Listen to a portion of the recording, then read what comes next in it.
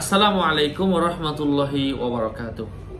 আজকে আমি আপনাদের সাথে শেয়ার করব দ্রুত ফল পাওয়ার জন্য যে কোনো কাজের ফলাফলের জন্য সেরা এবং ভালো একটা আমল। জিলকদ মাসের মধ্যে এই আমলটা আপনি করতে পারেন, পুরো বছরই করতে পারেন, বিশেষ করে জিলকদ মাসের মধ্যে আপনার জন্য এটা বেস্ট একটা বেটার আমল হবে। এই আমলটা আমি জানাচ্ছি আপনাদেরকে মুস্তাদরাকে আল হাকিম কিতাব থেকে। সাথে আছি মুফতি জুবাইর বিন ইমাম। আলোচনা বুঝতে সাথেই থাকবেন। যারা এখনো চ্যানেলটি সাবস্ক্রাইব করেননি অবশ্যই সাবস্ক্রাইব করতে ভুলবেন না। যদি এই ভিডিওটা আপনার সামনে গিয়ে থাকে আপনি ধরে নিতে পারেন হতে পারে আল্লাহ তাআলা আপনার মঙ্গল চাচ্ছেন, এই জন্যই আপনার কাছে এই ভিডিওটা পৌঁছে দিয়েছেন। সূরাতু আনআম এটা কোরআনুল কারীমের মধ্যে বহু পরীক্ষিত এবং সুন্দর একটা সূরা। এই সূরা যদি কোনো ব্যক্তি নিয়মিতভাবে পাঠ করে, হাদিস শরীফের মধ্যে এসেছে যখন সূরায়ে আনআম অবতীর্ণ হয় তখন মহানবী সাল্লাল্লাহু আলাইহি ওয়াসাল্লাম সহসা সুবহানাল্লাহ বলেন, সুবহানাল্লাহ বলে ওঠেন। অতঃপর বললেন, আল্লাহ তাআলার কসম, আল্লাহ তাআলার শপথ, ওই রবের শপথ যার হাতে আমার প্রাণ। এই সূরাটা প্রেরণের জন্য আল্লাহ পাক যখন নাজিল করেছেন এত বেশি পরিমাণের ফেরেশতা আল্লাহ পাক নাজিল করেছেন যাদের ভিড়ে আকাশের এক কোণা ঢেকে গিয়েছিল। সুবহানাল্লাহ। এই জন্য আমরা যারা পারি সূরাতু আল আনআম 3 বার কোরআনুল কারীম থেকে আপনারা খুলবেন, কোরআনুল কারীম খুলবেন, খুলে এই সূরাটা আপনারা 3 বার পড়বেন ইনশাআল্লাহ, অথবা শুনবেন। আল্লাহ সুবহানাহু ওয়া তাআলা আপনাদের নেক উদ্দেশ্যগুলো পূরণ করে দিবেন ইনশাআল্লাহ। সূরাতু আল আনআম কোন ব্যক্তি যদি পড়ে অথবা শুনে সমপরিমাণ সওয়াব আল্লাহ পাক তাকে দান করেন। আপনারা যারা পড়তে না পারেন তারা শুনতে পারেন। আমি এই মুহূর্তে তেলাওয়াত করছি। তেলাওয়াতের মান যদিও খারাপ তবে আল্লাহর কালাম, আল্লাহর কালাম কোনো ব্যক্তি যদি শুনে পড়ার সমপরিমাণ সওয়াব আল্লাহ পাক তাকে দান করেন। সুবহানাল্লাহ। এই জন্য সূরাতু আল আনআম এটা কোরআনুল কারীমের মধ্য থেকে মহামূল্যবান এক সূরা, যা শুনলে অথবা পড়লে, আমি আল্লাহ রাসূল সাল্লাল্লাহু আলাইহি ওয়াসাল্লামের বাণী আপনাদেরকে শুনিয়েছি, যা পড়লে অথবা শুনলে আল্লাহ তাআলা নেক আশাগুলো পূরণ করে দেন, বৈধ উদ্দেশ্য হাসিল হয়। সূরাতু ইসরাঈল, মারইয়াম, আম্বিয়া, হজ, মুমিনুন, সাফফাত, আনকাবুত, সদ, যুখরুফ, দুখান, মুহাম্মদ, যারিয়াত, ওয়াকিয়া, হাদীদ, মুজাদালা, জুমআ, তালাক, মুনাফিকুন, আল-হাক্কা, মুরসালাত, সূরাতুল মাইদা, সূরাতু আল আনআম এটা আছে 6 নম্বর পারা, 168।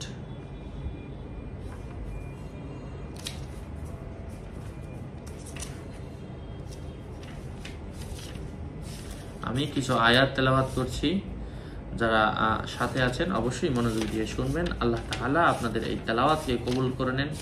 আপনারা এখানে যে সময় দিচ্ছেন আল্লাহ পাক এই সময়ের মধ্যে বরকত দান করেন। আউযু বিল্লাহি মিনাশ শাইতানির রাজীম। বিসমিল্লাহির রহমানির রহিম। ইয়াসআলুনাকা আনিল আনফাল কুলিল আনফালু লিল্লাহি ওয়ার রাসূল ফাত্তাকুল্লাহা ওয়া আসলিহু যাতা বাইনিকুম ওয়া আতিউল্লাহা ওয়া রাসূলাহু ইন কুনতুম মুমিনিন। ইন্নামাল মুমিনুনা আল্লাযীনা ইযা যুকিরাল্লাহু ওয়াজিলাত কুলুবুহুম ওয়া ইযা তুলিয়াত আলাইহিম আয়াতুহু যাদাতুহুম ঈমানান ওয়া আলা রাব্বিহিম ইয়াতাওয়াক্কালুন।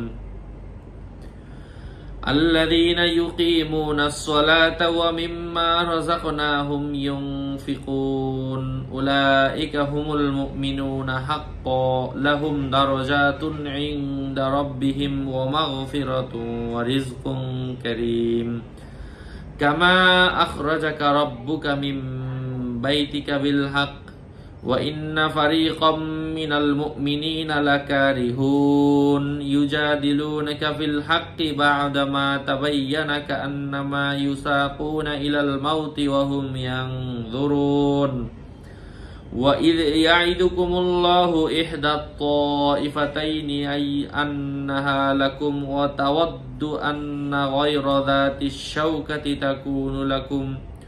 تكون لكم ويريد الله أن يحق الحق بكلماته ويقطع دابر الكافرين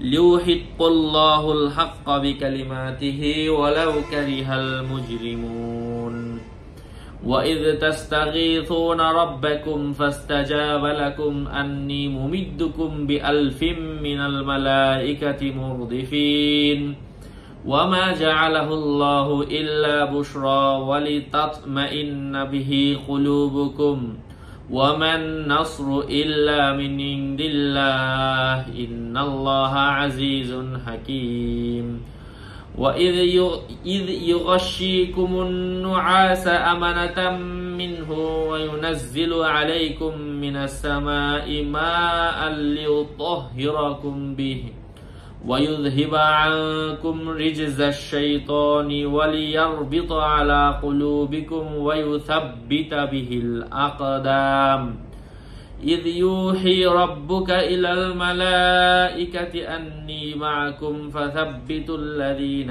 آمنوا سألقي في قلوب الذين كفروا الرعب فاضربوا فوق الأعناق واضربوا منهم كل بنان ذلك بأنهم شاقوا الله ورسوله ومن يشاقق الله ورسوله فإن الله شديد العقاب ذلكم فذوقوه وأن للكافرين عذاب النار يا أيها الذين آمنوا إذا لقيتم الذين كفروا زحفا فلا تولوهم الأدبار ومن يولهم يومئذ دبره إلا متحرف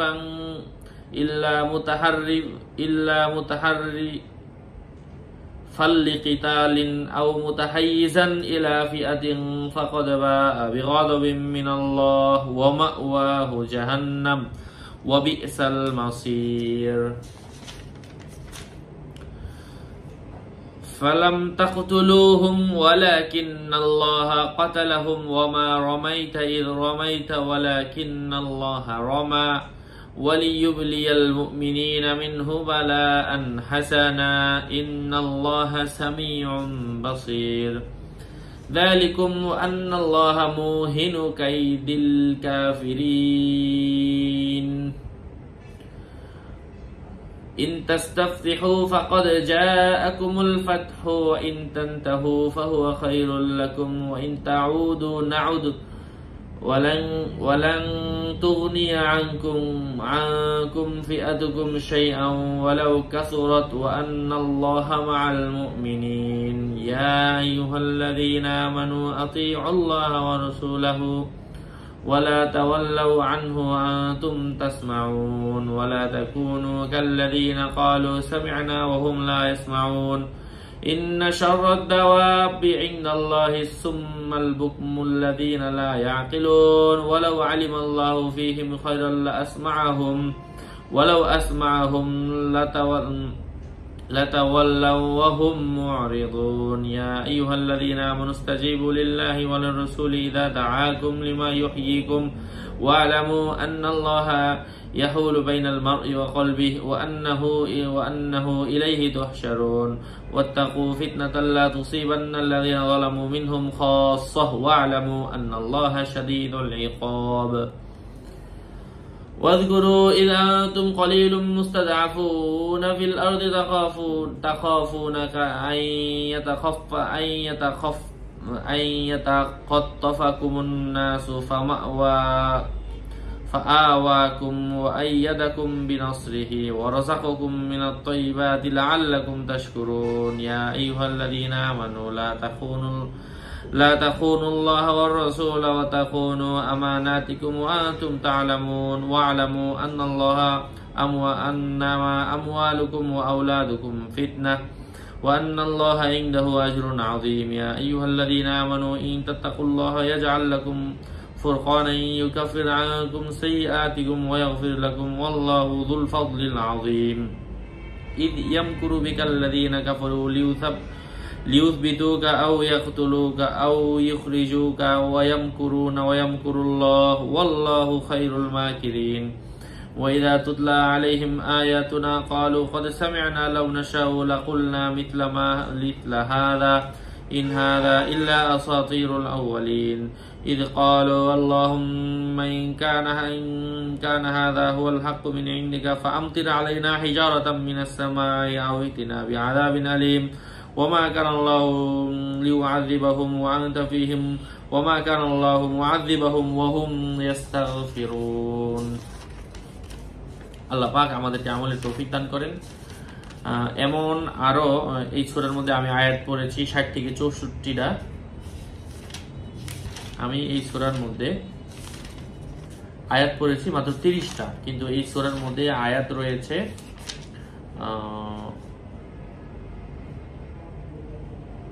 75টি। তো আপনারা বাকি যে আয়াতগুলো আছে এগুলো শুনতে পারেন, অথবা নাইম আমার থেকে কানো মামা ভালো। তো যারা যুক্ত ছিলেন তারা চাইলে এতটুকুই শুনতে পারেন। আল্লাহ পাক আমাদেরকে আমলের তৌফিক দান করেন। আর এই সম্পূর্ণ সূরা যদি পড়ি ভিডিও আধা ঘন্টার মতো লম্বা হয়ে যাবে, এমন মানুষ খুবই কম।